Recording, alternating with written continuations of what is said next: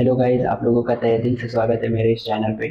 तो बिना किसी देरी के चलिए आरंभ करते हैं। शायद आपने ये तो सुना होगा कि आर्यभट्ट ने जीरो की खोज, लेकिन आर्यभट्ट जैसे कुछ और भी लोग हैं जिनके बारे में आज हम जानने वाले हैं।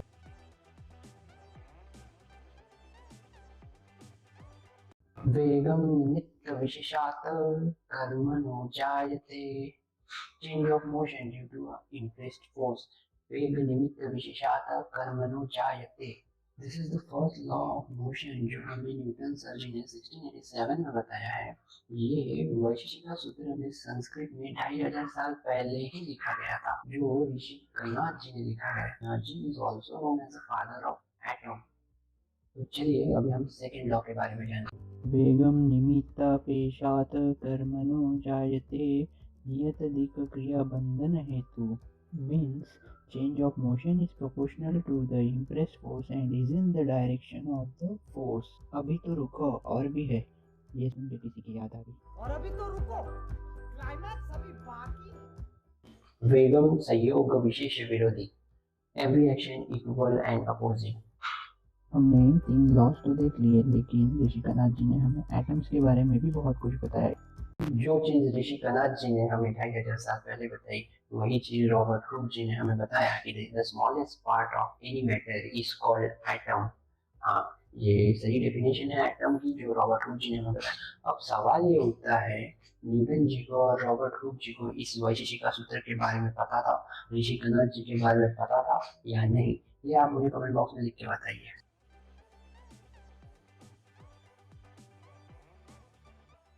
Do you know who is the father of surgery? हाँ, सुश्रुता जी। सुश्रुत जी भी एक ऋषि थे और इंडियन थे ऑब्वियसली। उन्होंने भी कई प्रकार की खोज की है। एक दिन एक आदमी कटी हुई नाक लेकर सुश्रुत जी के पास आया। उन्होंने पत्तों के द्वारा उसके नाक की सर्जरी की थी। आयुर्वेद में हम सुश्रुत जी के बारे में पढ़ते हैं। उनकी फेमस किताब सुश्रुत संहिता में हमें बहुत सी जानकारी मिलती है और इन्होंने मोटापे और डायबिटीज के बारे में भी सुश्रुत संहिता में लिखा है।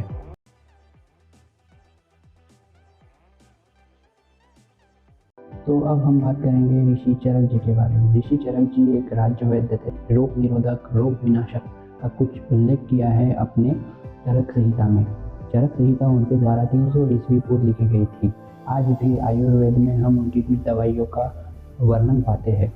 ही is also known as a father of Ayurveda because उनकी दवाइयाँ आज भी प्रचलित। आयुर्वेद में आज भी चरक संहिता फेमस है। ये भी एक इंडियन ऋषि थे जिन्होंने आयुर्वेद में अपना बहुत बड़ा योगदान दिया है।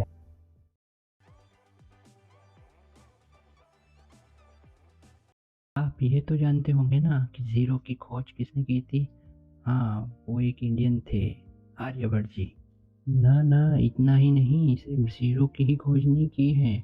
हमें उनके आर्यभट्टीय में और भी कुछ जानकारी मिलती है। जैसे उन्होंने साइन थीटा का पता लगाया। उन्होंने ये तक बताया कि पाई की वैल्यू जो 3.14 है, इट इज़ नॉट एक्यूरेट। उनके आर्यभट्टीय में हमें ट्रिग्नोमेट्री, अलजेब्रा एंड अर्थमेटिक के बारे में भी पढ़ने को मिलता है। वो एक ऋषि नहीं, बहुत ज्ञानी मैथमेटिशियन भी थे। और हाँ, वो एक इंडियन भी थे।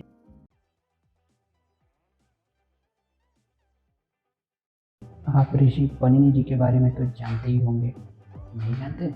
Panini ji is the father of linguistic. He introduce grammar to the world. जिन्होंने हमें व्याकरण दिया है वो और कौन? ऋषि पनिनी जी थे। हाँ, कंप्रेहेंसिव अष्टधाई में भी इनका बहुत बड़ा योगदान है।